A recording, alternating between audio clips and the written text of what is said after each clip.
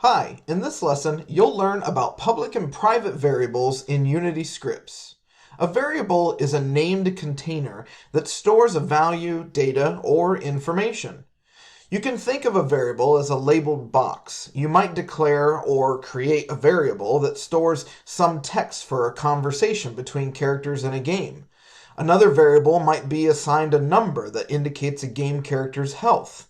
Some variables can store numbers with decimals, like time, to the nearest tenth of a second. The state of objects, characters, and game worlds are often stored as a variable. These might define whether or not a character is touching the ground, falling from the sky, or captured by an opponent.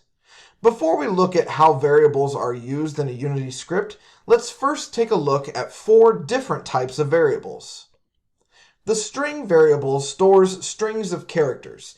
This might be words shown on the screen or information used to define a game object.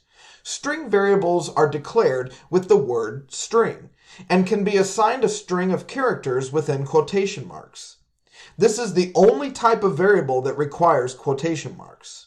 In this example, a video game's heads-up display shows information to the player using strings to identify the 3 different items: the player's score, how much time has progressed, and how many rings the player has collected. Integer variables are declared with int, and store whole numbers.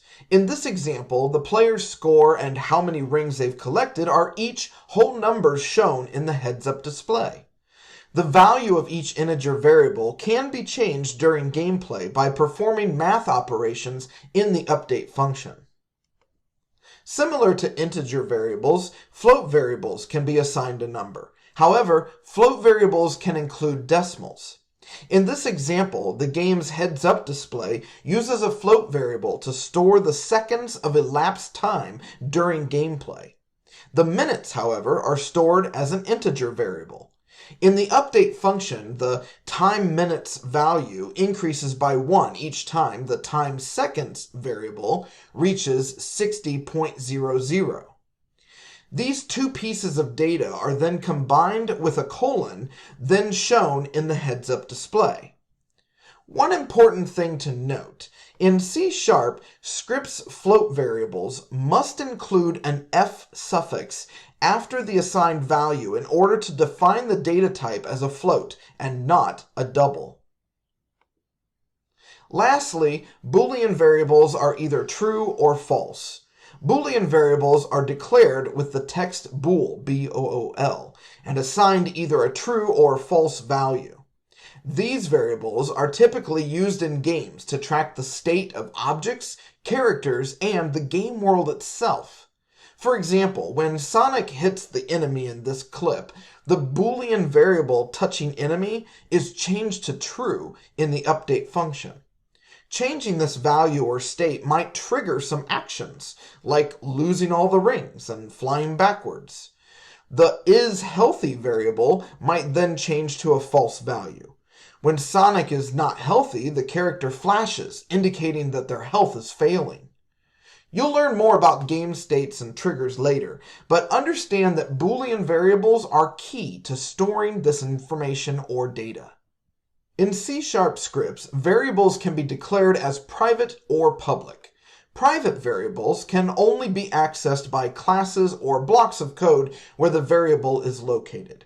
By default, private variables are not serialized fields in Unity, meaning they're not visible and cannot be modified within Unity's inspector window. Public variables can be accessed by all classes or blocks of code within a script. They are serialized fields by default in Unity and are visible to modify within Unity's inspector window. The private and public access modifiers are added to the beginning of variable declarations. Let's take a look at an example Unity C# script to see how these types of variables are written and declared. This example isn't the full script, but rather a snippet showing declared variables. Here you can see that the string variable is public, while the remaining variables are private. The string variable also doesn't have data assigned to it. That's because this variable is shown in the Unity inspector window. Since it's a public variable, game designers and developers can change the string assigned to this variable easily within Unity. In this example, you can also see a new function called onMouseDown. This is an event that's triggered when the player clicks on the game object. When that happens, we can see that the Boolean variable isClicked is changed from false to true. Changing the value or state of the isClicked variable might cause something to happen in the update function. But since we only have a snippet of the script here, you'll have to investigate that on your own. Now that you know more about variables and how they're used in Unity C# scripts, it's your turn to explore, test, and create some game code.